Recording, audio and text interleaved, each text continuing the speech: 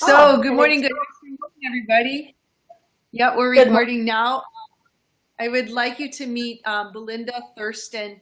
And we met from somebody who heard about me, who lives in Michigan, who contacted me and told me about Belinda. And I was really happy to hear about her because she lives in Lansing, Michigan, which is kind of similar in some ways to Newark. It's not a crazy big city, but it's a big city. And she has a donation-based yoga center and does some other things there. So thank you for joining us, Belinda. And first of all, as you want to introduce yourself and what you're doing, and what's your drive? Why are you doing what you're doing? Well, that's great. Nancy, thank you for the wonderful introduction, and I'm excited to be able to chat with you guys today. So Just Be Yoga is a donation-based yoga studio here in Lansing. We are the state capital of Michigan. We are 7 years old next month. Completely donation-based, regular scheduled classes. The workshops are not donation-based, but we do have a way to make that accessible and affordable as well. Um, I offer yoga, tai chi, meditation. We've done all kinds of different modalities at the studio. Uh, I would say the drive, certainly the impetus arrived after kind of a come to Jesus or come to Patanjali moment um, about 10 years ago, feeling that the practice, or at least the places where I was practicing, that I wasn't, number one, seeing anyone who looked like me. And I was also not seeing people who didn't have means. And I knew from a very early young age in childhood that yoga was not anything that was meant for the affluent. Um, so I really started to strive to make my practice, and my practice of teaching is an extension of my practice, have it reflect inclusivity and affordability. So I wanted it to be affordable and accessible to all. And really, I started this journey with not much guidance. And I would just always ping it back to myself and say, is that accessible? Is that accessible to a wheelchair? Is that accessible to someone who has two pennies? Is that accessible to someone who maybe speaks a different language? Is it accessible to someone who who isn't wearing the same clothes? I started looking at what are obstacles. The obstacles to people walking through your doorway can be the vehicles in your parking lot. Because if every other car is a Lexus or a Beamer, that's not necessarily a welcome mat. I'm not saying that you want your students to get rid of their cars, but I started to need to look at, how do I attract the bus riders? How do I attract the bicyclists? How do I attract the person who's on foot or the carpooler? Then I started looking at all the clothes that I was wearing, and I started doing a tally of, it was a $60 top, it was a $70 pair of hardtails pants, it was an $80 manduka mat. All of that, prices you out, and it also sends up a sign to those who don't have those means. That's not for me. I can't walk around with a Gucci bag and say that I want to attract people who paper sack their lunch, because a Gucci bag and a paper sack are two different things. Um, so I really wanted to kind of do yoga for the people, by the people, to the people, and get on the ground level. Guerrilla yoga, yoga sharing. And so that's really how I started, and what keeps me going today. I mean, I'm always looking for new ways, making sure I'm pinging on myself. Am I attracting? Am I rolling out the welcome mat? That's all. Because the yoga is the yoga. I do believe that how we teach also can make it accessible or not. So I don't use Sanskrit really. No one's walking around talking in Sanskrit, and Sanskrit can be a barrier to people who feel like, oh, I don't know what they're saying. Maybe it's a religion. It gets really scary for them. So speak to people in the language that they speak. Call a hip, call a leg, not a piriformis, not, not, not my trapezius. How about the back of my shoulders? So I just try to make things accessible across all different lines. That's really good. Those are all really good things. I think you should write an article too, um, and say all those things in the article, how to make yoga accessible. Very good. Um, what advice starting a studio? Starting a studio is hard. I would almost say don't. um, yeah, I didn't launch Just Be Yoga as a studio. I started it as a free yoga class after a charter school offered its gymnasium to me. Prior to that, I was teaching at the studio that I had gotten my certification from. So I had already built a student following. Um, that student following is, I'm not that teacher today. I'm not the crazy power yoga vinyasa teacher that I was when I started. I am a far more mindful, I'm a far more inclusive, I'm a far more um, intuitive and compassionate teacher. But I will say that as far as trying to build bodies, I had a population already that was familiar with me. And they started to grow with me when I started offering free community classes. Because I would share, at the end of my classes, hey, if you want to join or help me spread the word.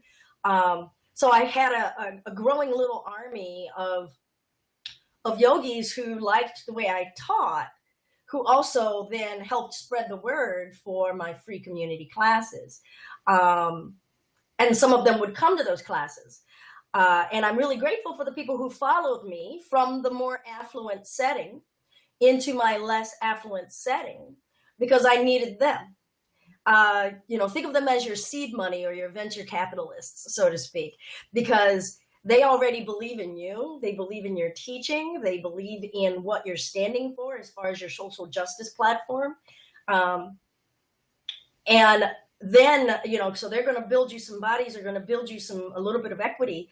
But I had to get into the communities that I wanted to serve.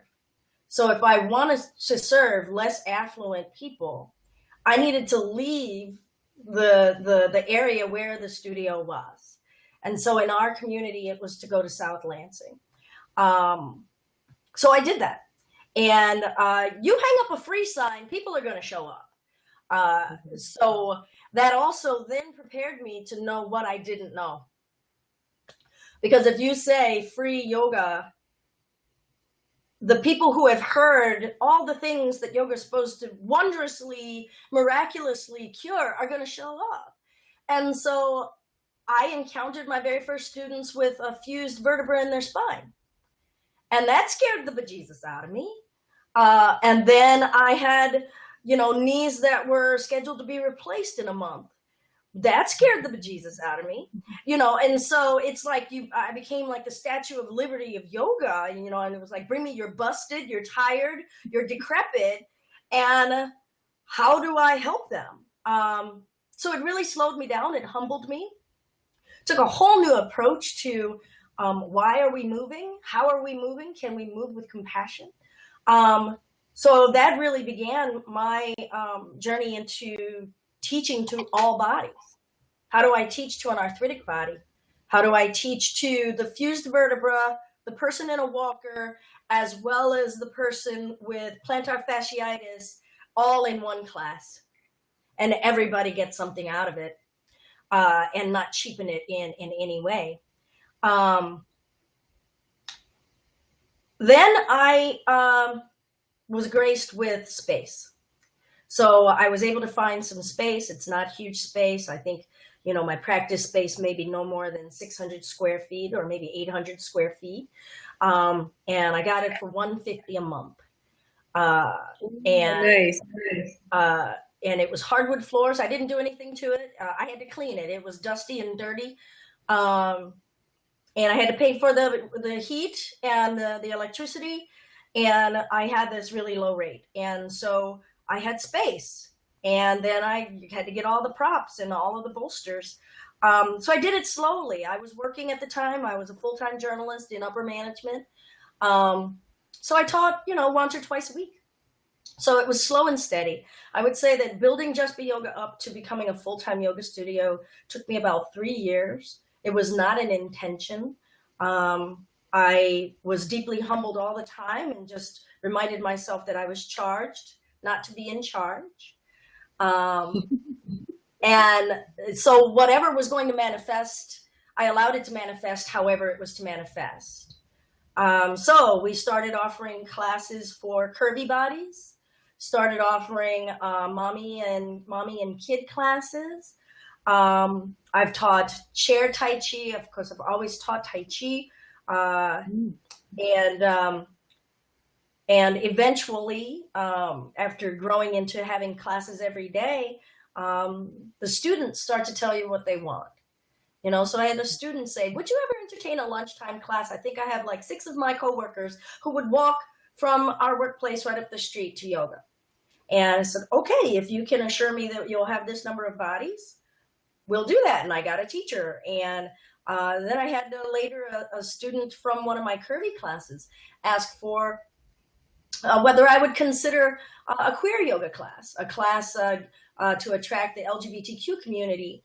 And we ended up having long discussions over the pros and cons of that, because I didn't want it to appear that I was trying to create a space that was segregated for same-sex or gender-neutral or transgender in our community. And what really tipped the scale, and it was out of this vibrant discussion, was in recognizing that it would be really good to have a safe space for those in transition.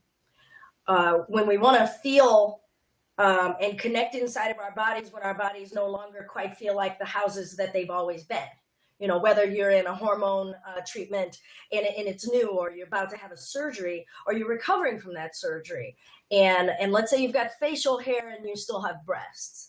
Are you going to feel comfortable, in your yoga classes? Or what environment are you going to feel like you can be as free as you can? I think my greatest joy was the first time I had a student who was a trans man who was bound, came to class unbound. And he said, I've got to breathe. I don't care what I look like here. I need to breathe. And, so that strapping was so restrictive of being able to breathe. And so I had a student that was finally comfortable to say, all right, here's the manifestation of my outer body, but I'm going to choose breath. And I can do this on this mat, in this space, in this studio. So that's how I slowly did it. So I would say definitely, if you can find a community center, I don't know how it works for you there, but we have a lot of community centers here that you could actually just lease a room in some of the community centers, probably for, a nominal fee per month. And you could start it off donation-based if you wished, or a nominal fee from your students. But that way you don't have to pay for overhead. I was really graced with having very little overhead. And if you are going to find a space, choose one that you don't have to put a bunch of effort and wasted money into aesthetics. I've got friends who have created, what I call the Shishi yoga studios, and they've spent a year doing renovations and haven't taught class 1. They've put in a floor, and they've put in a ceiling, and they've put in a sound system and all of this stuff, and they put themselves into debt. They've created all of these indoor water fountains and all of that, and it's in the suburbs, and and then they've got to charge 15 or 20 bucks a class.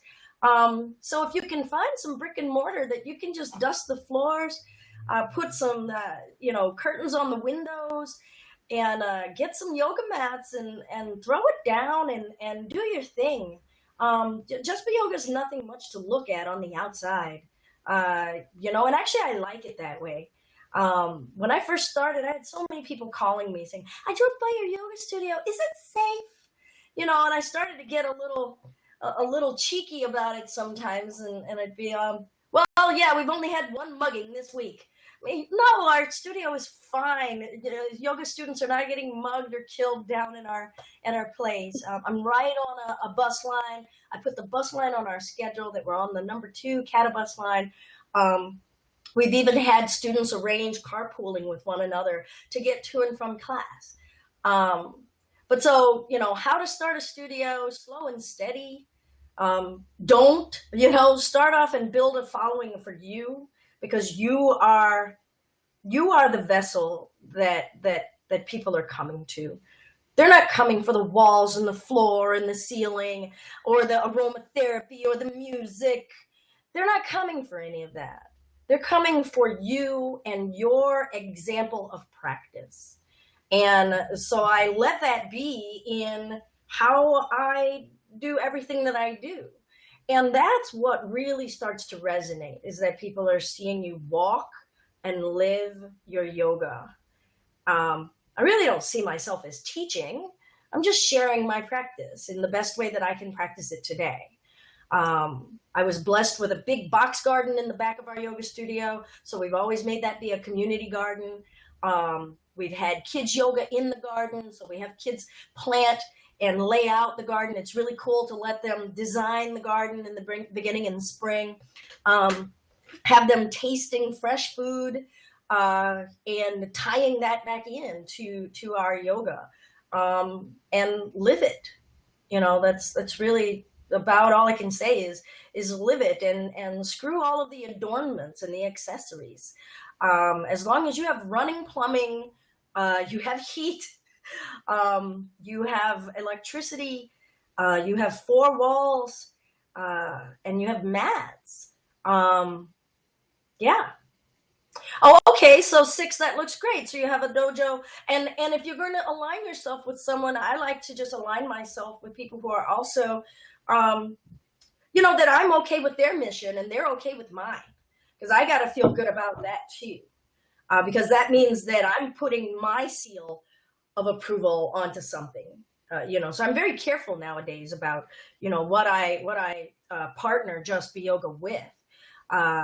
And I try to check into, what they're about, where do they put their money, what are their actions out in public, how do they deal with disagreeable situations. You look at them on social media, and if they're espousing hatred, even in the most tense of times, and we are living in some very tense times, I still need to see some expression of compassion and patience and forgiveness. That's great that you've got a dojo that's willing to work with you. If you can start with 1 or 2 classes a week, look at some prime time times of night or evening that work for people. And then don't overthink it. Just do it and just teach. I never got a 500.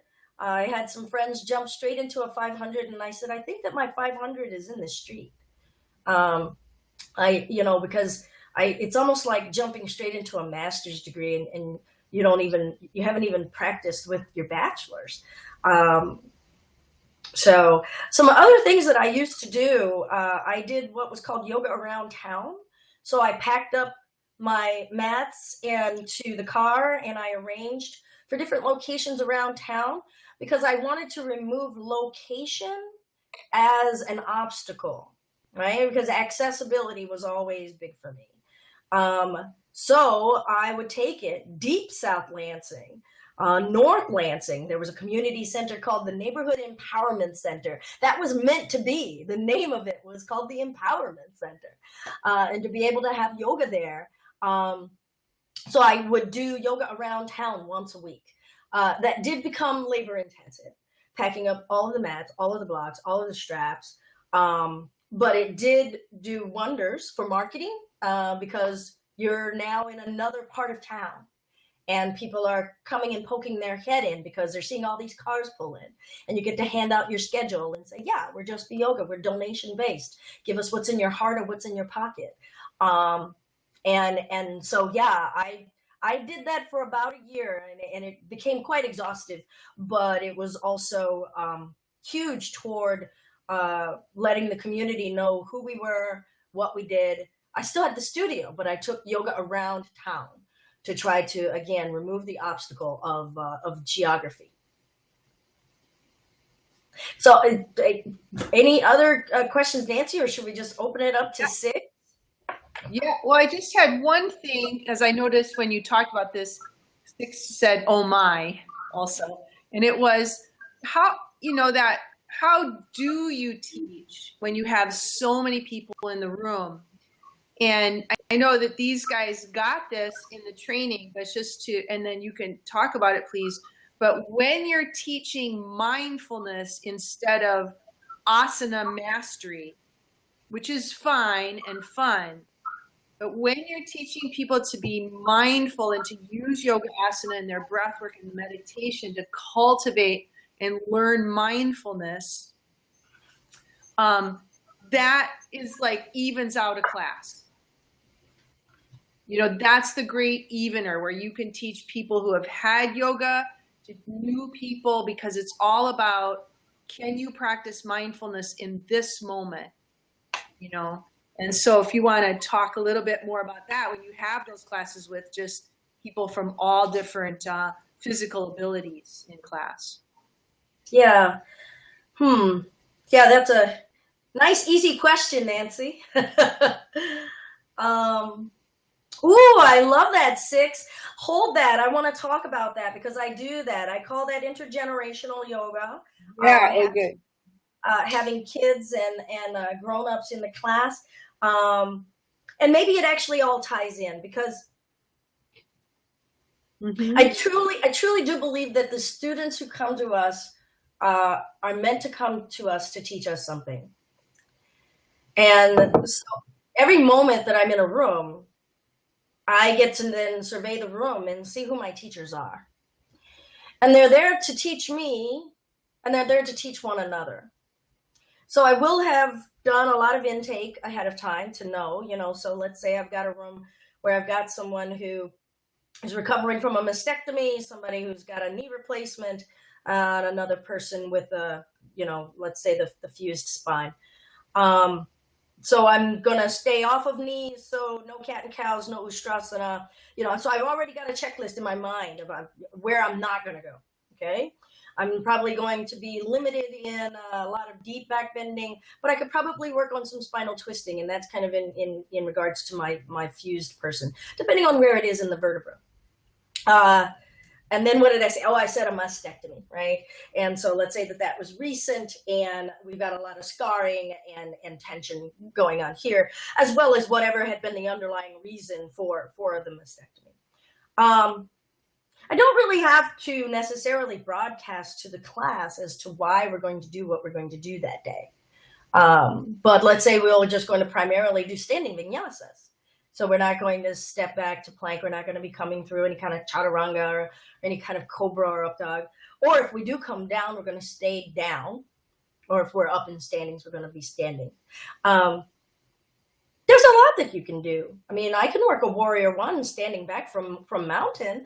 And I think that after I teach alignment is when I start to bring people into their drishti, bring people into that third eye space, because where they are on their mat in balance or in conflict with pain or discomfort, I mean, that's where the yoga is. That's where we're connecting with, and am I treating myself kindly when I'm encountering this agony or this pain or this discomfort? Am I doing something? I like to say, are you practicing yoga or are you punishing yourself? So are you sitting in a forever Utkatasana? Are you sitting in a forever chair? Or in a deeper chair than is comfortable for you? Well, I didn't tell you to do that. You're doing that. And so are you going to make a choice for your comfort or not? So I think it's in our opportunities to have those teachable moments when you notice your student is struggling. So if I say we could bring our arms behind our back and either find an interlace or use a strap, and I'm always going to demo how to use the strap, will you take that option? Or will you not? Now, that's not, beyond my giving you the option, it's yours to take and yours to observe into the kindness with which you were willing to treat yourself. And if you start to notice in a repeated pattern over this class, how many times you treated yourself without kindness when you were not being aware of your ahimsa. And then when you start to recognize, oh my goodness, how much, violence that you actually do treat yourself with, that's theirs. They get to go home and chew on that. They get to come back and maybe make a different choice the next day. And if you felt the need to go faster, or if you were aggravated that we weren't doing a full vinyasa, what then are you encountering with your anticipation space? Or were you able to occupy the now rather than be preoccupied with something else that you had desired or expected? So yeah, I might work a class in a certain pace and then slow it down and let them find their breaths in that space. And I'll just drop a few nuggets for them to think about and then leave that there. And then we move on. I teach a lot of curvy classes. So let's say I've got a curvy person in my class. I will teach them the whole class as a curvy class. So I have a teacher training program, and I tell my teachers, my future teachers, that we teach to the least in our room. We don't teach to the most capable in our room. We teach to the least capable in our room. So if your student needs a wide stance, then we all will work a wider stance. And sometimes I have to ask people, I know that you feel like you have this deeper, more elevated, whatever, but would you mind maybe just giving this a try and see what you can experience out of it? Forward folding is going to be a little challenging depending on how much girth we have around our midsection.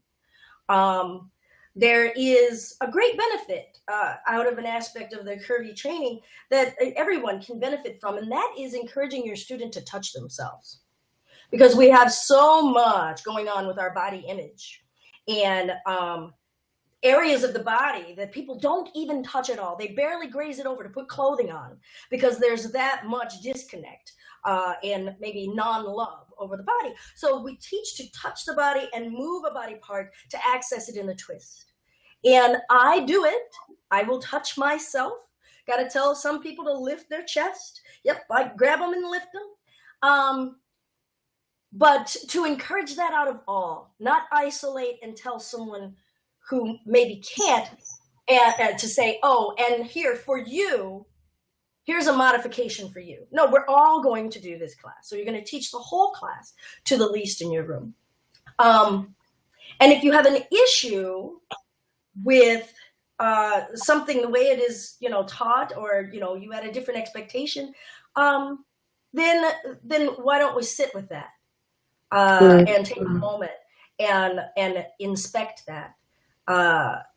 Because, a lot of times the lessons that we are learning at this moment have nothing to do with what we desired, but we still need to remain open to the lessons as they come. So the kids, I love kids in the classroom. I think I had told Nancy that we have a rules list going into the studio, no cell phones, blah, blah, blah, all that stuff. And at the bottom, the very end, I have kids are welcome to practice with us all the time, and roll out a mat alongside their parents or guardians. And if you don't like kids, we're sorry for you. Yeah, I let anyone come to the yoga studio with their kids because daycare is yet another obstacle. Yeah. It's another barrier.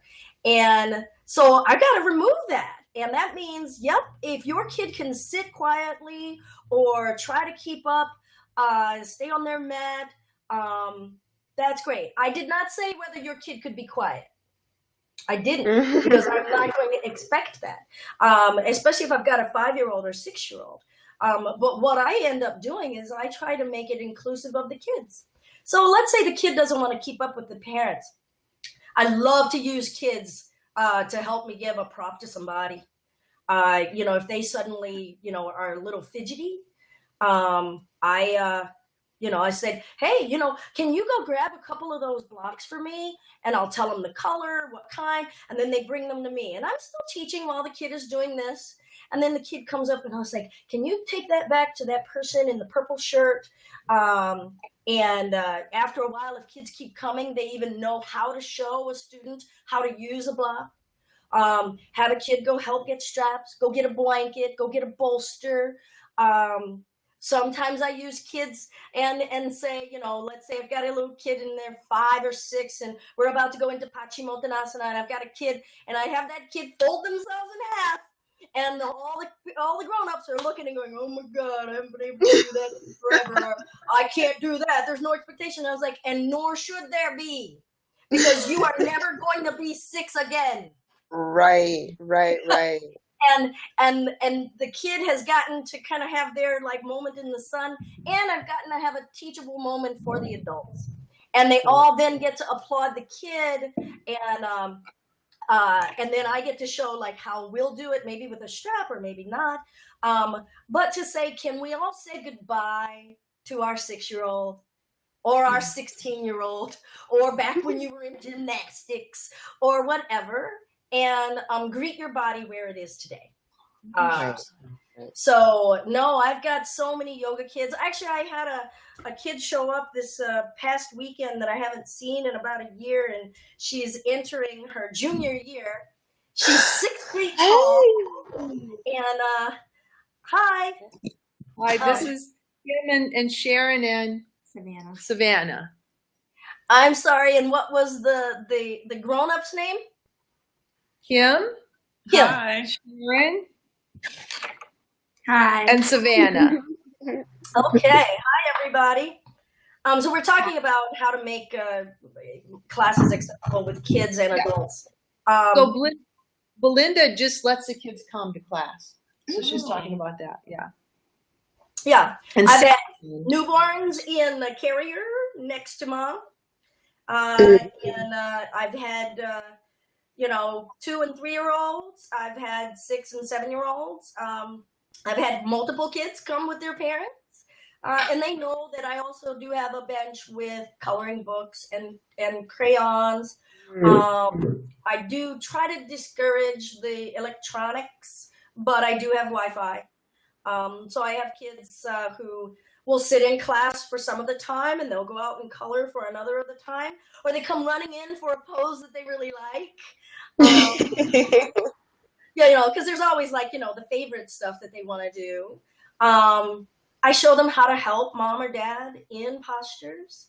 I think that there's huge value to intergenerational yoga. We get to be vulnerable in front of our kids, and that's something that we don't do very often. We don't show what we're not good at. We don't show, we don't let our young people guide us and teach us.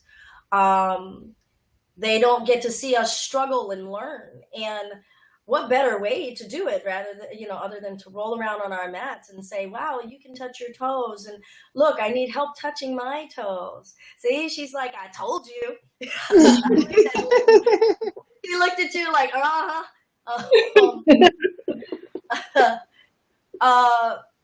yeah. And so, I'll have kids do partner stuff with their parents. I love having grandma and, a dad and a kid, because then they get to see everybody in different stages. And to have kids celebrate when they see their parents get better at something, and to see your kid go, oh, look, that's enough today. Or, wow, you did better at that today than you did yesterday. Or the kid to come by and say, would you like a blanket? Because that might feel more comfortable. And I love seeing when a little kid wants to help grandma or grandpa because they care about grandma and grandpa, and they know that grandma and grandpa don't get up and down on the floor. This is a new thing. What are you doing? Your hips hurt. And so to see the compassion come out and give them an opportunity to practice that compassion. I can't think of a better activity than intergenerational yoga with our kids. And so then we need to talk about the people who did not bring the minor children. Yeah. Because I have had people who walk in and they go, oh, wait, am I in the right class? Is this the regular 6 o'clock basics class? And I'll say, yes, it is. And everyone is welcome at Just Be Yoga. And you can see their nose get a little crinkly and they get all bent out of shape because maybe they had in their mind that after work that they needed this sealed off silo of serenity. Well, guess what? There are no sealed off silos of serenity anywhere. And if children aggravate you that much, you need something more than asana to help you. So no, but generally after a kid has been in class long enough, most of the students are just like, oh, okay, and they get to talk to that parent and talk to that kid. I'm in a residential area, so I have next door neighbors with kids. They got big wheels, they've got bicycles, they've got baseballs. I have had to tell a kid to stop bouncing a baseball on the wall of the building. Oh, goodness. Because all we heard was boom, boom, and then he'd catch it and boom. And so I went outside one day and I was like, Malik, and I had to give him a schedule. When you see these times, don't throw the ball on the building. So that he knew that, oh, you have a class right now. But I've had kids ride by in the summer on their bikes or they're playing hide and seek. And I've had grown-ups get their nose in a crinkle and their bloomers in a total bunch over these kids, especially if it's in their shavasana. And I've had to call them out and say, we are hearing, make that a part of a nidra while they're in their shavasana.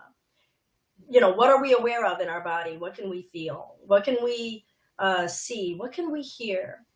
And maybe you're hearing the sounds of children playing. And start to notice your emotions and your reactions. And can you send some loving kindness to the joy that you're hearing out of these children? These children are outside playing in the open air. They are moving their bodies. Can we find joy in that? Now, I will say that one day I had this weird sound along the side of the building, and it was kapong, kapong, kapong, kapong, kapong. And I was getting ready for Shavasana. And, students are now looking around the room because they're like, what is going on? So I opened the door and ran around the corner to see. And coming at me is one of my neighbor kids, Amara. She's on a pogo stick. Oh, my goodness. This is 2015, and I've got a kid on a pogo stick. That's I told awesome. her to bounce in front of the window so that all of the students could see her bouncing on the pogo stick, man. That's the yoga right there. Yeah, because she was like, guess what this is? And she's bouncing along, and I'm like, I know what that is. And she was like, you do? Oh, my God. Like she had discovered pogo sticks. So yeah, to me, everything that we encounter is a teachable moment. And so I use the kids outside. I've got a factory across the street. I use when the tractor trailers are trying to park in a 3-point turn, and people are worried that their car's about to get hit. I use that as a space of our mindfulness, our awareness, understanding where our reactivity is, any kind of actual illusion of control that we may have in this world. Okay, and if the car got hit, you can still breathe. You might actually really need to breathe.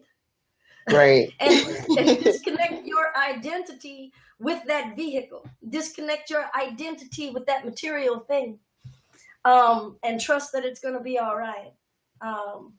So yeah, I just try to use as much as I can as a teachable moment.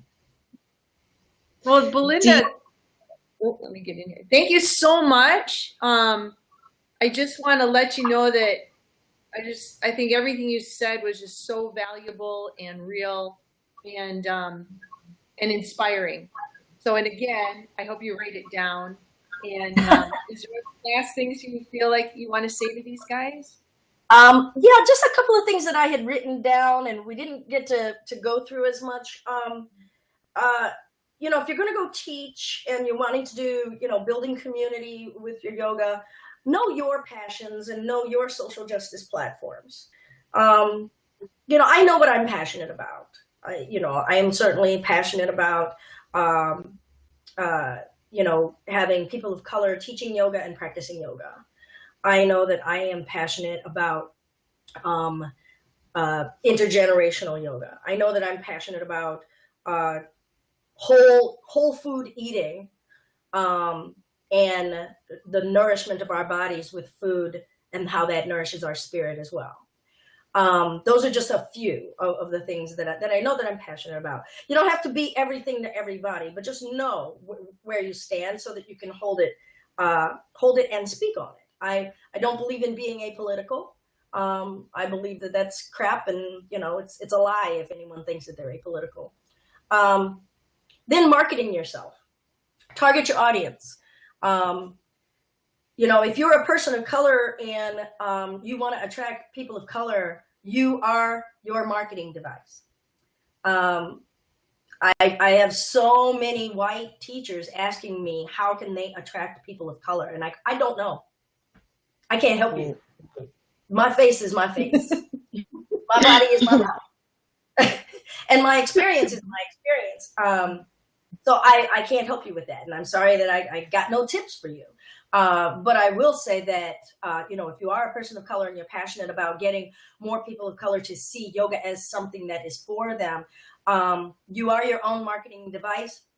I don't really do images of me doing yoga. But I don't mind my face being out there. And I take every opportunity I can to speak to the public. I don't like to use a lot of yoga postures because to me, then it's saying, you've got to make your body do this, or look at me, look at what my body can do. And that's my practice. That's not their practice. And so I'm not on display as some yoga model. But I am the face of diversity. And so it becomes its own beacon. So yeah, partnerships with schools, partnerships with interesting businesses. You know, I've got a friend who has a aromatherapy business and, you know, minerals business. And so sometimes we do some cross promotions, or she'll come and show people stuff about aromatherapy at the end of class, and we do like this nice swappy thing, and I can expose people to other businesses and that I'm aligned with.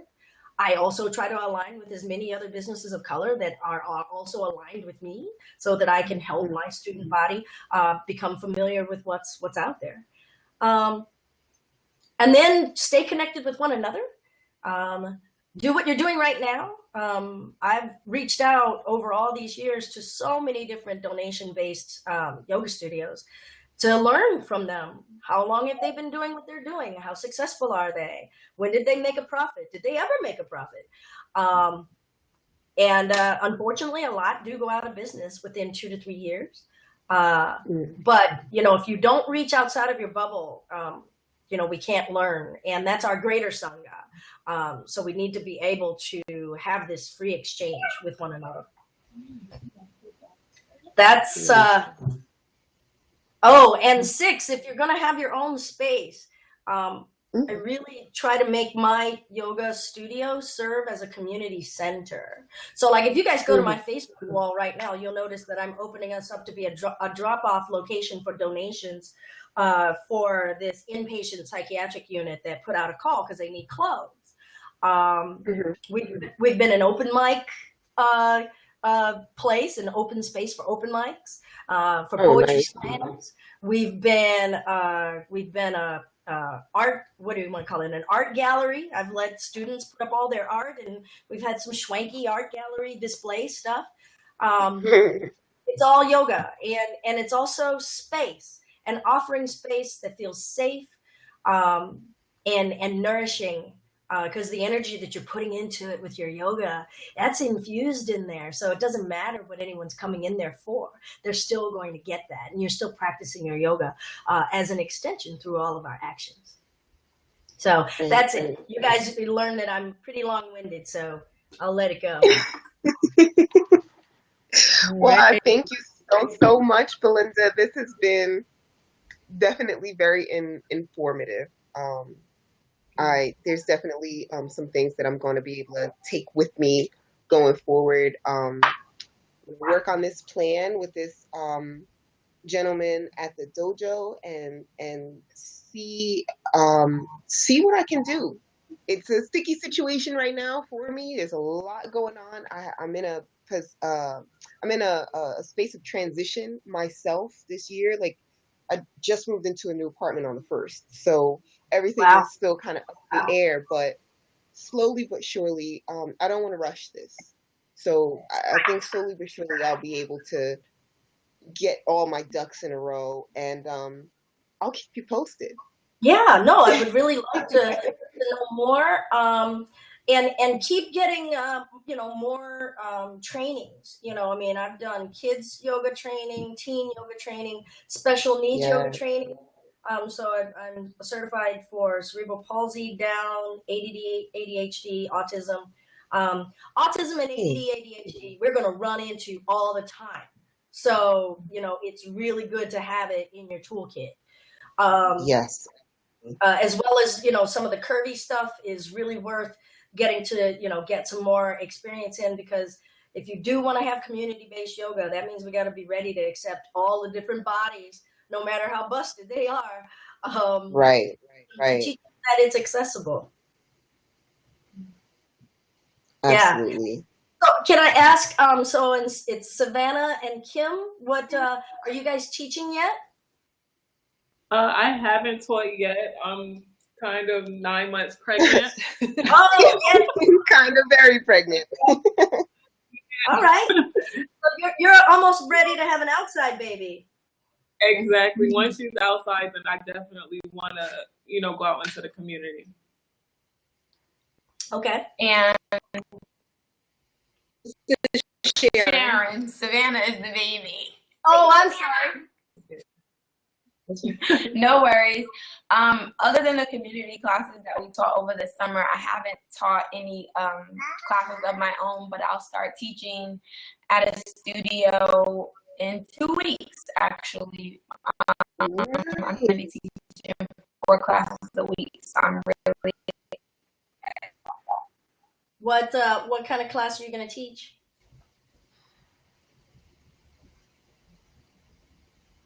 Flow yoga. Okay. All right. It's a bit more of a gym. Is it a studio? Yeah. It's a fitness studio. Yeah. So that's really good. Yeah. Okay. All right. Yeah. It's good to just get your sea legs under you, find your voice. And I don't think I really started to cultivate my most authentic, 5th chakra space for about 3 years. Wow. Oh yeah, no, I definitely fell into kind of the power yogi, celebrity yogi. Let's just make it the grind it out kind of experience, and it took a long time to develop a voice that was truly connected to what my students needed. So yeah, get out there and start.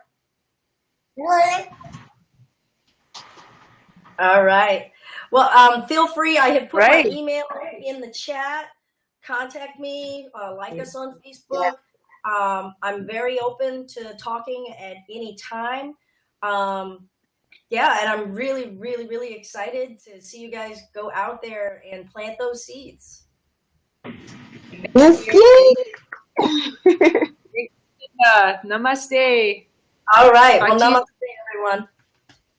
Bye-bye. Bye.